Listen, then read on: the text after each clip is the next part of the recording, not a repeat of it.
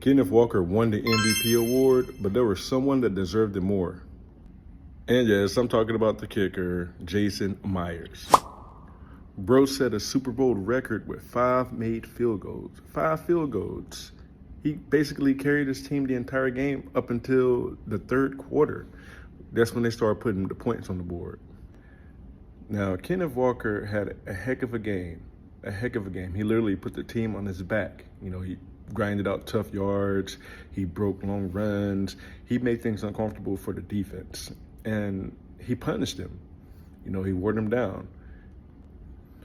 But how do you not give it to the guy that carried the team for 3 quarters? Seattle didn't get the ball in the end zone until the fourth quarter, right?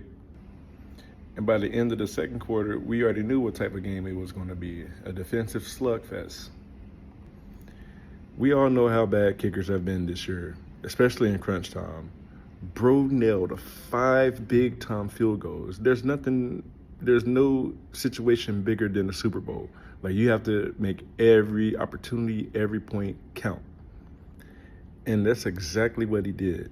He took advantage of his opportunities, but unfortunately he was robbed of that Super Bowl MVP. And it would have been the first one ever for a kicker. Now, granted, there's only been one kicker to win the regular season MVP in the entire history of the NFL, which is understandable because you have all these talented offensive players. But you got to give credit where credit is due, right? You can't rely solely on fan service. And we all know that the kicker being the MVP isn't a popular choice, especially when the quarterback is generally the MVP. But in this case, they should have made an exception because Bro was cooking. Now, Kenneth Walker, he had the backfield to himself, so this was pretty easy to predict that he'd have a nice game. He's always been a talented running back, just injuries have slowed him down in his career. We see what he's done when he's been healthy and gets the workload, and the last few games that Zach Charbonnet has been out, he got the workload.